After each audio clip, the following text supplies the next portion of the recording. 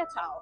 Ciao a tutti. Racconta. Beh, è andata bene direi, strappare anche solo un punto a questa Juve è difficile, ci siamo riuscite lavorando sodo e, e si è visto in campo, c'è più coesione, c'è più voglia, c'è più grinta, intensità e poi qualcosa riusciamo anche a portare a casa.